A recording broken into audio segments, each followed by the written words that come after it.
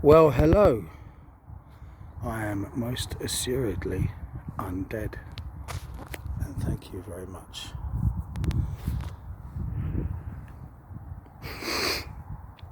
So,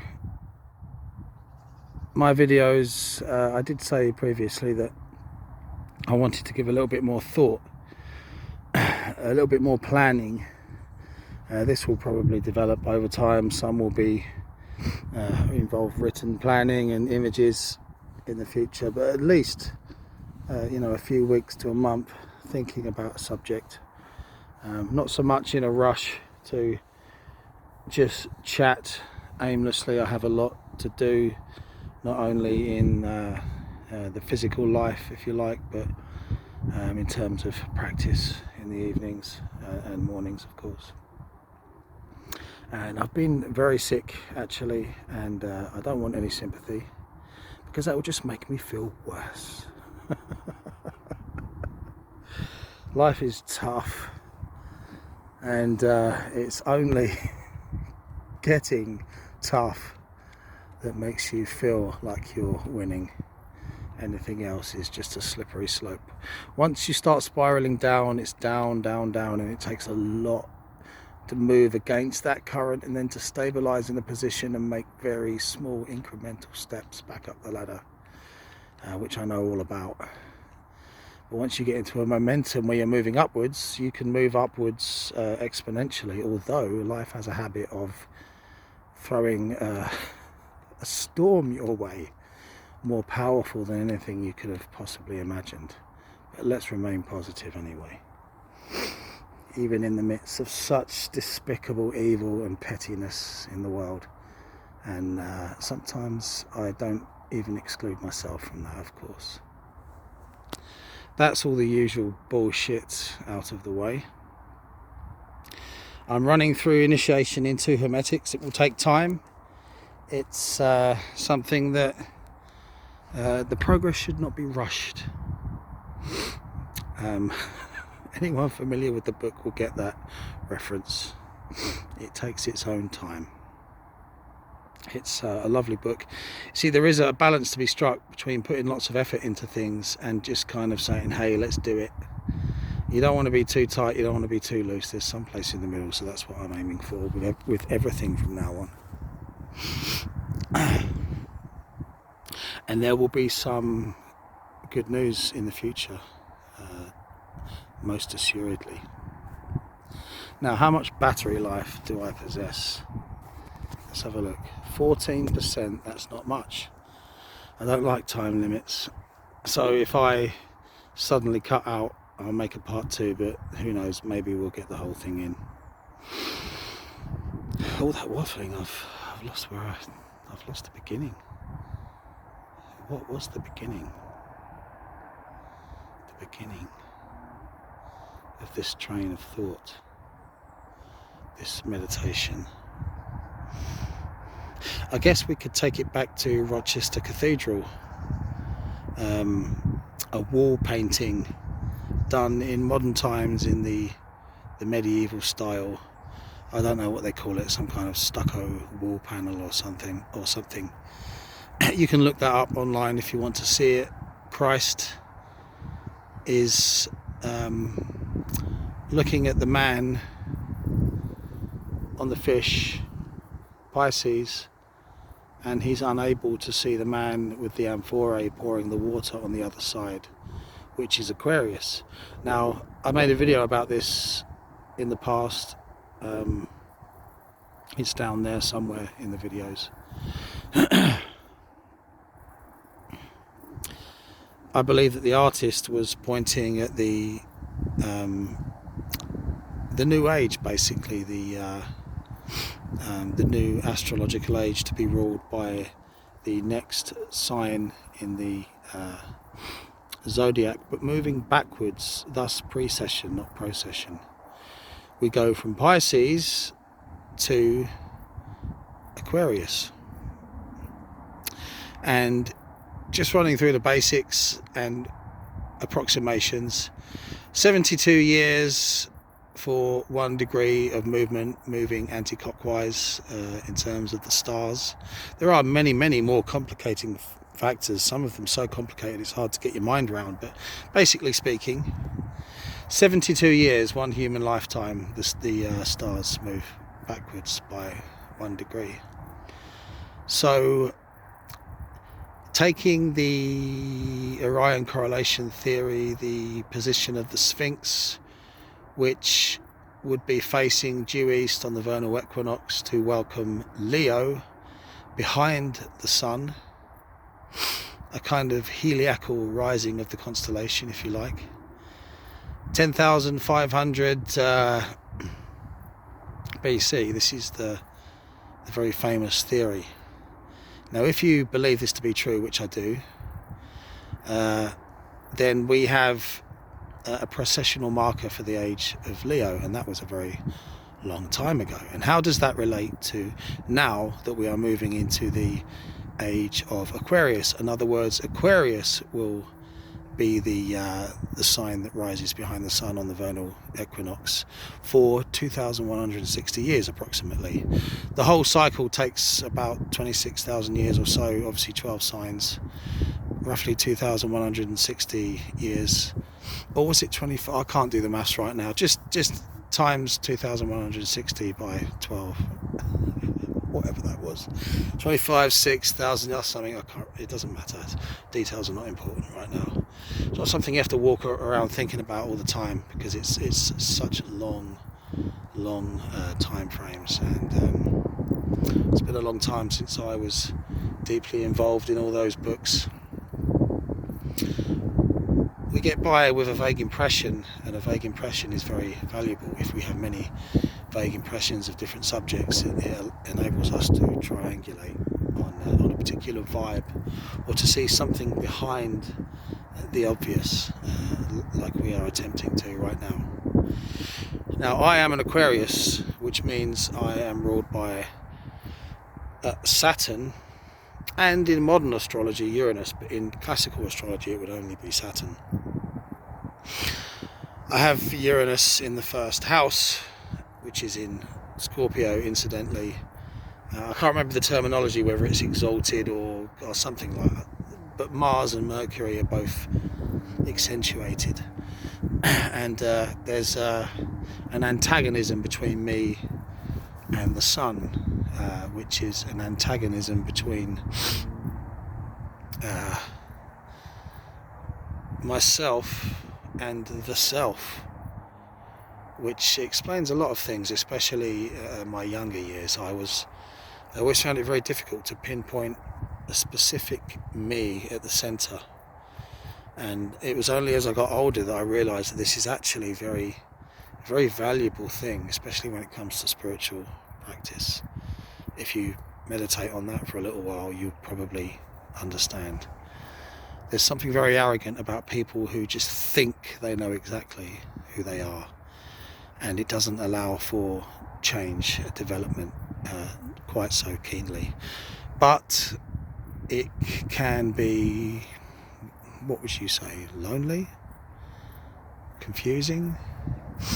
Well, that's the beginning of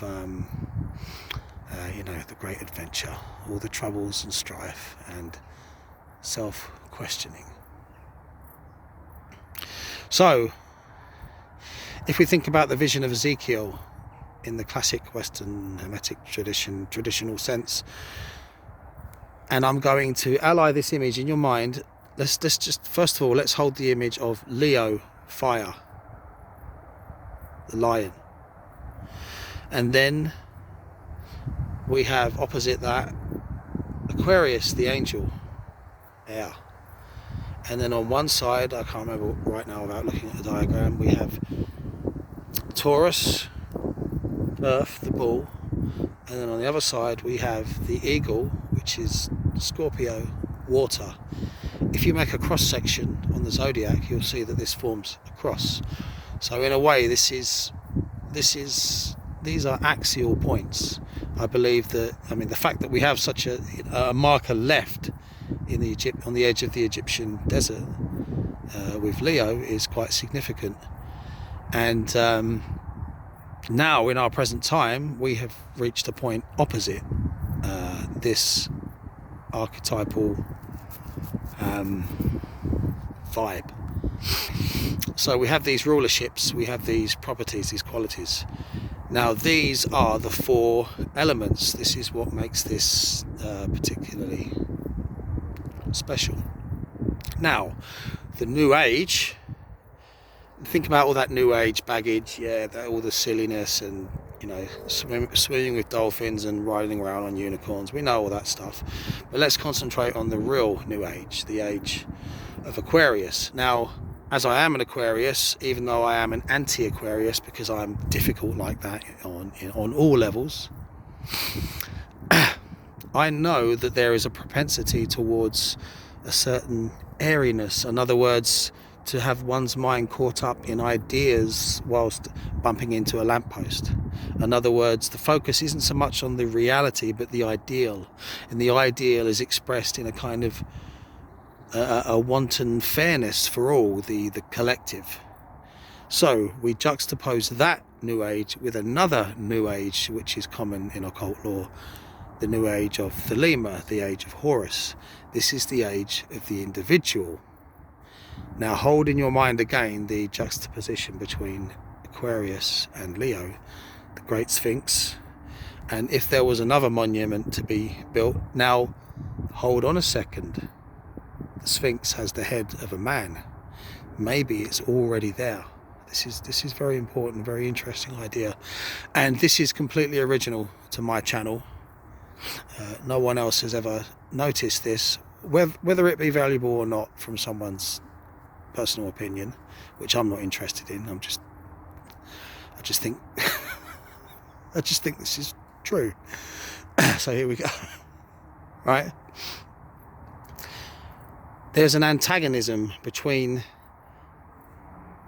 Leo represents the sun, the self, the fiery principle. This is and the higher self as well, but that's not quite so important right now, although it does suggest the beginning of a spiritual quest to unite with the higher self in this antagonism. So the man versus the lion, air versus fire, the sun. You're right, just making a YouTube video, so if you see me talking to myself, you know it's cool. Yeah. Company here. Where was I? So we have this antagonism between the collective and the individual again. So we think the age of Horus. This is super individualism. This is encapsulated in Crowley's behaviour, you know, kind of do what thou wilt.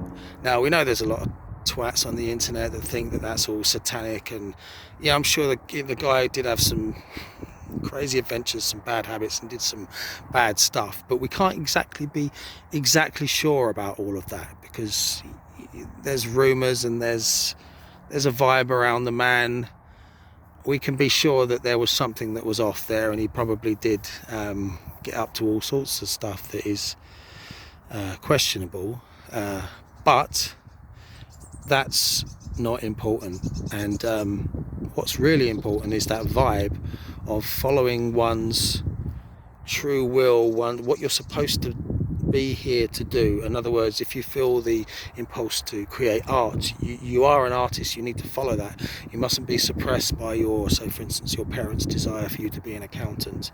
This would be going against your true will. So it's about the individual. So this relates very keenly to the idea, a very modern idea, coming back to the age of Aquarius, what's happening now, the vibe of, it doesn't matter whether it's, remember what I said about Aquarius, up there instead of focusing down there. It doesn't matter what's real, it's how I feel. In other words, I will identify as however I feel inside, whatever I'm thinking. It's more about how I think and feel as opposed to the truth. Okay, which is a bit weird, but it borderlines on something noble and wonderful, but it goes too far. Don't want to get into that one, and I have intimate knowledge in these areas, so I'm bored of it. Right, bored of that topic.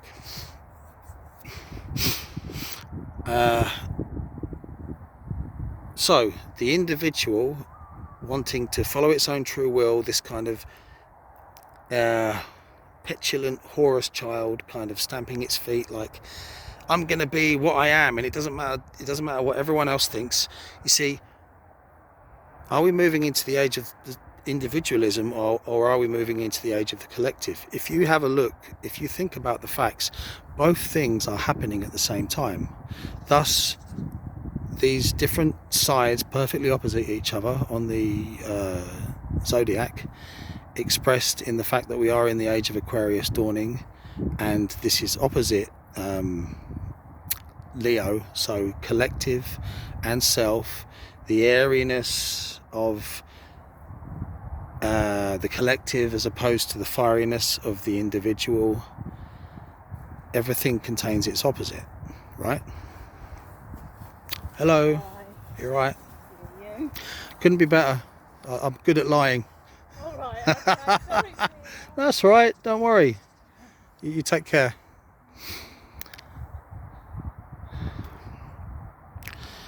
Both of these things are going on at the same time. All you have to do is get on the Facebook, even though this is being heavily manipulated and pushed, and will probably end in tears, let's face it. It's not, there's always something good to be found usually, but anyway, another subject. This focus on I'm going to be whoever I want to be, like aggressively, and fairness for everyone, the way that, you know, equal rights and representation and all this is being pushed, and the world is coming together through this medium of the internet and communication. Communication also ties very keenly into this subject. So it's Sunday, so there's quite a few visitors today. Let me take a moment to gather myself where we were. Now, this subject does lead quite smoothly into the problems with AI, artificial intelligence, and the very false notion of man thinking that he can create consciousness inside a machine, and how that relates to the lack of a real mythology that we had back in the pagan times, and kind of in the, you know, Christendom, but more from my point of view, I'm biased obviously, that the, you know, the pagan mythology was something that had legs for the long term. In terms of the cultural mythology, and I'm talking specifically of the West here, you know, in terms of, you know, whether it's Star Wars or Lord of the Rings being well, there is an attempt to taint this politically speaking. These are subjects for another video, so I'm going to leave you with the notion that I have a special insight into these properties because of, you know, my particular astrological makeup, and I can tell you, even though I do hesitate these days to speak so candidly and directly about spiritual experiences on camera in terms of magical practice directly, this is becoming more difficult. I've had a lot of trouble and a lot of joy with Leos in my life. They keep coming up, they keep coming against me, whether it's for the good or the bad, to teach me lessons.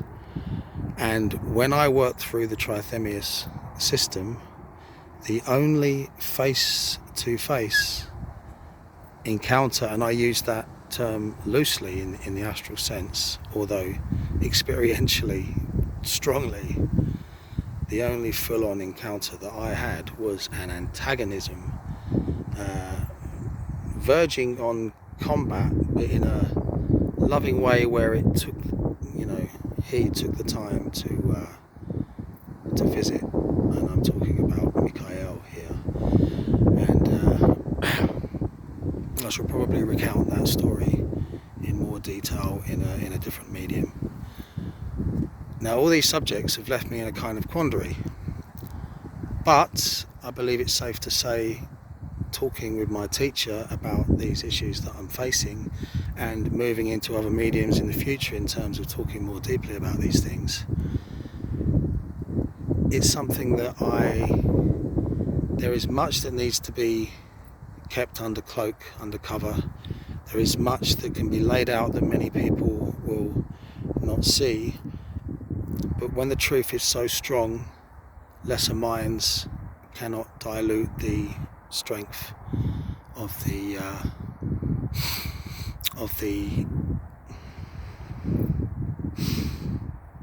power of this experience, which is not only within me but without, and will be around when I'm gone in this form. So I know it sounds terribly pretentious, but I do see it as a kind of duty, and in a way I have to accept the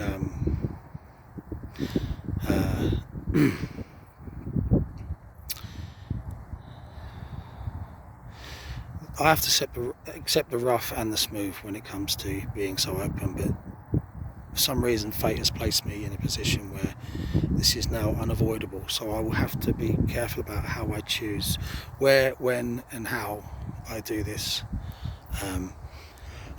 I think I've done alright so far, and yeah, here we are, just about to perform a practice now in the afternoon. I'm sure there'll be a few more visitors, and this will be good to maintain my composure, as this is a wonderful test when you're in meditation and something or someone suddenly appears and you have to complete the mission without feeling those very human and subconscious needs to or rather the pressure from the collective in these very natural ways. Right, on 14%, how much have we got left? 6%. Oh, not bad. And yeah, like I said, in the next video these subjects will lead perfectly onto the problems of artificial intelligence and the crisis of mythology, speaking primarily from the Western perspective. See you next time.